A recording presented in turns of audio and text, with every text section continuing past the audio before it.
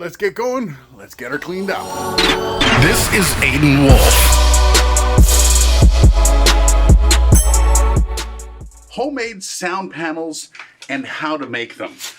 This one here, I don't know if you can see that, it's a little dark, is a homemade sound panel that I made last year. It's a pretty simple project for anybody that's even the slightest bit handy and that has a few tools laying around. So these are the tools you're going to need. You've got your drill bits, you've got a drill, you've got a tape measure, you've got a saw. You can use a power saw or you can use one of these. You just got to make sure that whatever lines you do cut are very straight. You have a staple gun and you have a knife. Whoop. You also have some glue back here. This helps to keep the pieces together. And you also have some spray adhesive. You don't necessarily need this, but some people like to put the fabric on their own way. Here you can see the panel. This is the one that's made. It's a very simple construction made of MDF, which is medium density fiber. You've got some fabric here. Also underneath, you've got this screen that helps keep all of your rock wool in place. Now this is Safe and Sound, it's called. This is basically a rock wool insulation that helps absorb the sound. And that's what we're going to be putting inside the box. Also, what I use on the back are these strips. You can get these from any hardware store. These are transition strips for flooring, and they work really well for hangers. Now, all of this stuff is relatively easy to come by. You might be able to borrow it from a friend. All of the materials you get basically at a hardware store, including the MDF. Now, MDF comes in these great big sheets, and you have to cut it down to 3-inch strips. Most hardware stores, or most large hardware stores, will do that for you for, I believe it's like 50 cents a cut. Once you get those cut, you can bring them home. You can actually fit them in your car. But also, even with stuff like these transition strips, you can also get these things cut in store as well. They'll usually let you use one of their saws, and you can just cut them down to like 12-inch sections like I have. You're gonna want a certain size for your panels. For me, I built panels that perfectly fit the rock wool. That way I didn't have to do any messy cutting of the rock wool. I could just drop it in and I was done. That being said, you can build your boxes the exact same way, but any size you want. So here's your measurements of what you're gonna need. For one box, you're gonna need 2 pieces 47 inches long. 2 pieces are gonna be 16.5 inches long, and 2 pieces are gonna be 15 inches long. Once you have all those cut down to size, basically you're just screwing together a box. I'll take you through it. So the first thing you want to do is measure off all of your pieces accurately. So the first 2 pieces are going to be 47 inches. We got a mark right there. So we know where to cut. And our second piece, 47 inches.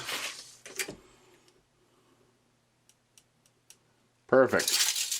So our first 2 pieces are ready to cut. Now we also need 2 pieces at 16.5, and you can use the exact same piece for that. So the first piece we'll mark right here at 16.5 inches. We'll switch it around. We'll mark the other side at 16.5 inches. So this one now has its 2 cuts out of it. Then the last 2 pieces are 15 inches, which, lo and behold, you will get a 15-inch piece out of this one. So we just need one more piece to get 15 inches out of. You pull this over, and we're going to mark off 15 inches for our last one. So that gives us our 2 pieces at 47. That gives us 1 piece at 15 and a second piece at 15 in the middle of this. And it gives us 2 at 16.5. Now, just a little trick, if you don't actually have a square to be able to draw a straight line across this, you can always just make a second measurement a little further down at the mark, 16.5. Now you have 2 measurements, exactly the same, that you can use any straight edge to be able to draw a straight line. Perfect. Now, it's also important to note, when you're cutting, you want to make sure you're cutting on the opposite side of the line of your measurement. So if here to here is 16.5 inches. You want to cut on this side so you're not taking off just that sliver of length that your saw blade would connect to. Okay, so there we go. We've got all of our pieces. We've got our 2 47s, we got our 2 16.5s, and we've got our 2 15s. Now it's the build process. Now, The inner core of this, where the rock wool is going to go, is 15 inches. That means you have two 16.5s. This stuff is 3/4 of an inch wide for each board. That means you have 1.5 inches on the other end. That's why you cut these ones to 16.5 inches. So when you put the tops and bottoms on, you simply have extra room. So the tops will go on like this, and so will the bottoms. Okay? But first you've got to pre-drill holes. Now, the reason you have to drill is because MDF isn't exactly known for its strength when being screwed into, and it will split very easily if you're not careful. Personally, I use a drill bit that's used for also tapping the top end of the screw, and you just screw 2 holes in here, and then you can screw it on with some glue. So let's get that done.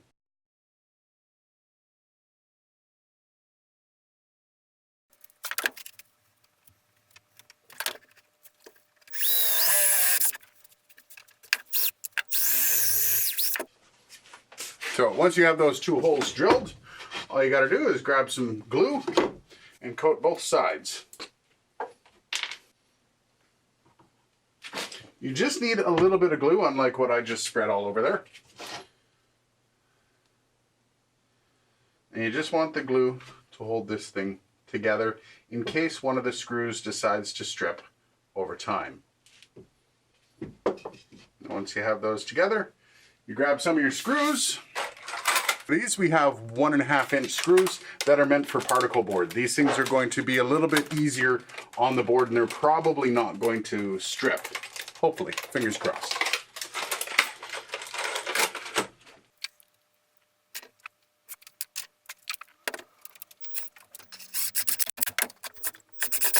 There you go. Your first piece is on. Now we're going to attach the second side.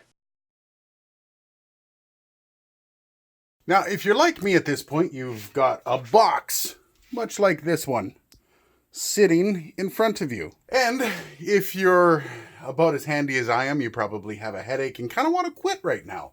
But don't worry, we're almost there. Now we've just got to put on those 15-inch bracers at the top and the bottom to keep it square. Now at the top, after you've built the box, you're going to be using the 15-inch pieces to slot in here. This adds stability, but it also adds an area that you can place this metal strip to after it's done building. This is what you're going to use to hang the unit on your wall, okay? So you just get these screwed in on the sides, and then you're ready to start filling the box. So this part is actually fairly simple. The one thing I would have to say is if you're going to be making multiples of these, and you're going to be using a lot of the rock wool, you may want to wear gloves. For my case today, I'm just going to actually be using one because I've already made a bunch of these.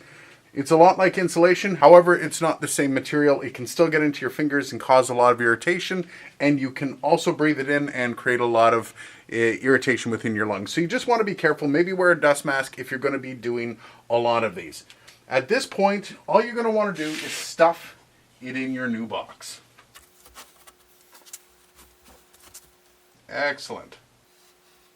You may notice at the edges that it sticks up a little bit. If this bothers you, you can compress it when you put on the fabric, or you can actually go in, use your handy dandy knife, and you can go in and you can cut out the portion of where this wood is. The problem with cutting this stuff though is it never goes cleanly, just so you know. Sometimes it's just easier to rip it out. And that way you have a little bit of a tighter fit. Now that this is in, really the only step you've got left to do is covering up. The panel itself is pretty much done. This is now actually just a sound panel. So when you go to cover it up, the top part you can actually just cover up with the fabric and be done with it. No big deal. Personally though, I like to use a fiberglass screen in between the fabric and the rock wool. There is quite literally a million ways to do this. Find your favorite way and just do that. The best bet you may have is by just laying a bunch of it across, lining up an edge, and stapling down that edge. So as long as it's lined up and it is relatively straight, You can do all one side, and then you can pull it tight and do the other.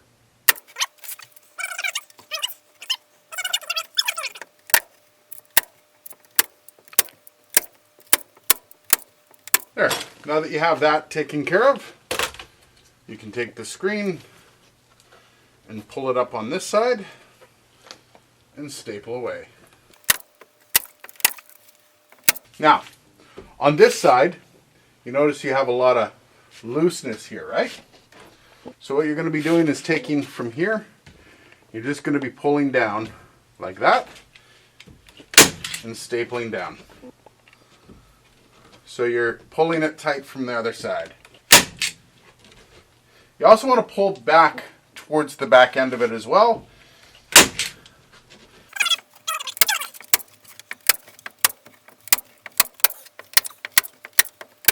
There you go. You have your front side is covered by a screen. Now that you've got everything perfectly stapled down, you can just go along the edges with a sharp knife and cut it.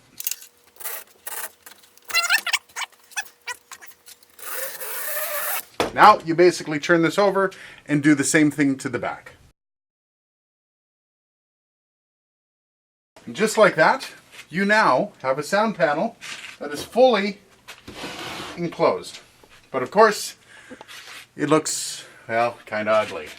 So that's where we use a fabric. Now, you can use any color of fabric, obviously. You can actually get the grill cover style for speakers. I went and I got the cheapest stuff. I was making 15, 20 of these. So I literally just went out and got the cheapest fabric I could find, which happened to be blue, and I ran with it. Now with this stuff, you can actually glue it on with a spray adhesive, or you can just go about with the staples and do the exact same thing around the edges. Personally, this can get messy and it can be frustrating, and to be perfectly honest, I'm not going for the ultimate looks. A lot of my other ones, I did use the spray glue for it, but I did find that it got real messy real fast.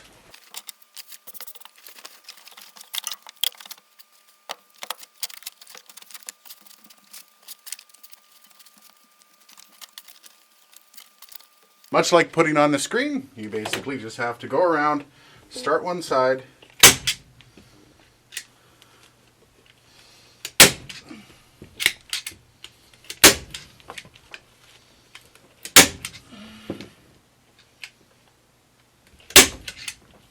okay, pull it tight.